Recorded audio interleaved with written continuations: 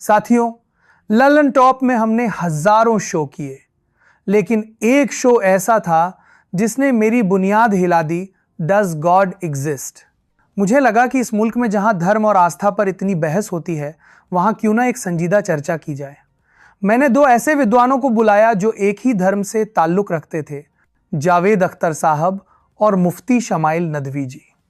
मेरा मकसद साफ था, तर्क और आस्था के बीच की उस महीन लकीर को समझना। लेकिन मुझे क्या पता था कि भगवान की मौजूदगी पर बहस करना मुझे लल्लन टॉप की मौजूदगी से ही दूर कर देगा। शो तो हिट रहा, लोगों ने चर्चा भी की, लेकिन इसकी गूंज इंडिया टुडे के गलियारों में कुछ अलग तरह से सुनाई दी। मुझे महसूस होने लगा कि संस्थान के शीर्ष नेतृत्व मैनेजमेंट को यह चर्चा रास नहीं आई। उस चर्चा के बाद जब सन्नाटा पसरा तो मैंने खुद को भी कटघरे में खड़ा किया। मुझे लगा कि शायद ये मेरी गलती हो सकती है, क्योंकि उस बहस के अखाड़े में मुझे दूसरे पक्ष को भी पूरी मजबूती से रखना चाहिए था। लेकिन साथियों, एहसास और समय की पटरी अक्सर मेल नहीं खाती। जब तक समझ आता कि संतुलन कहाँ बिगड़ा है, तब तक बहुत देर हो चुकी थी। कमान से तीर निकल चुका था और रिश्तों की डोर में गांठ पड़ चुकी थी।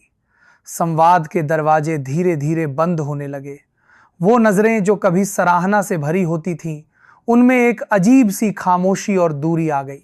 मेरे लिए पत्रकारिता सिर्फ एक नौकरी नहीं है, ये एक रिश्ता है।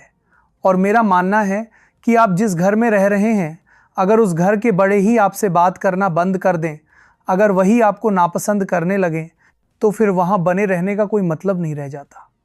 स्वाभिमान और संस्थान के प्रति वफादारी के बीच जब संघर्ष हुआ, तो मैंने अपने स्वाभिमान को चुना। मैंने तय किया कि अब फिर से कुछ पढ़ा जाए, कुछ नया लिखा जाए और फिर से अपनों के बीच उतरा जाए। मैंने सोचा कि चलो फिर से विद्यार्थी बना जाए, फिर से जमीन पर उतरा जाए, फिर से उन आंखों में झांका जाए जिन्हें अक्सर मुख्यधारा की मीडिया अनदेखा कर देती है। मुझे लगा कि अब वक्त है एक नया मुकाम बनाने का, एक नई लकीर खींचने का। साथियों, आज मैं अकेला खड़ा हूं। मेरे पीछे वो बड़ा मीडिया हाउस नहीं है, वो चमकता हुआ बड़ा ब्रांड नहीं है। आज मेरे पास सिर्फ मेरी जुबान है, मेरी कलम है और आपकी मोहब्बत है। मैं आज आपसे एक बहुत ही निजी और भावुक अपील कर रहा हूं। इस वीडियो को आज आप इतना साझा करिए, इतना लाइक करिए कि ये हर उस शख्स तक पहुंचे जिसने कभी न कभी लल्लन टॉप को प्यार दिया है। लोग कह रहे हैं कि सौरभ का दौर खत्म हो गया, लेकिन मैं कहता हूं कि ये तो अभी आगाज है। आपका एक लाइक, आपका एक सब्सक्राइब आज मेरे लिए किसी बड़ी कंपनी के फंड से 1000 गुना ज्यादा कीमती है। इस चैनल को अभी सब्सक्राइब कर लीजिए, क्योंकि ये सिर्फ एक चैनल नहीं है, ये मेरे और आपके बीच के उस अटूट भरोसे की नई इबारत है। इसे इतना फैलाइए कि ये वीडियो उन तक भी पहुंचे जिन्होंने सोचा था कि संवाद बंद करने से आवाज दब जाएगी। उन्हें पता चलना चाहिए कि नेटवर्क कंपनी से नहीं, लोगों के दिल से बनता है। साथियों, आज सिर्फ मैं नहीं बोलूंगा, आज मैं चाहता हूं कि आप भी बोलें। नीचे कमेंट बॉक्स सिर्फ एक जगह नहीं है, वो मेरे लिए आपका खत है।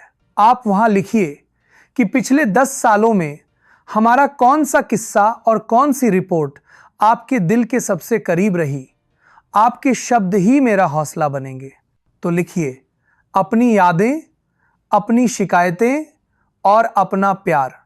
मैं खुद एक एक कमेंट पढ़ूंगा, क्योंकि आज मुझे आपके नेटवर्क की सबसे ज्यादा जरूरत है। जाने से पहले बस इतना ही कहूंगा, पत्रकारिता आएगी और जाएगी, लेकिन ये जो हमारी और आपकी मोहब्बत है, ये लल्लन टॉप बनी रहनी चाहिए। इस नई यात्रा में मेरा साथ दीजिए। मैं फिर आऊंगा नए किस्सों के साथ, नई ऊर्जा के साथ। अपना बहुत ख्याल रखिएगा। पढ़ते रहिए, देखते रहिए, क्योंकि जानना बहुत जरूरी है। नमस्ते, शुक्रिया, जय हिंद।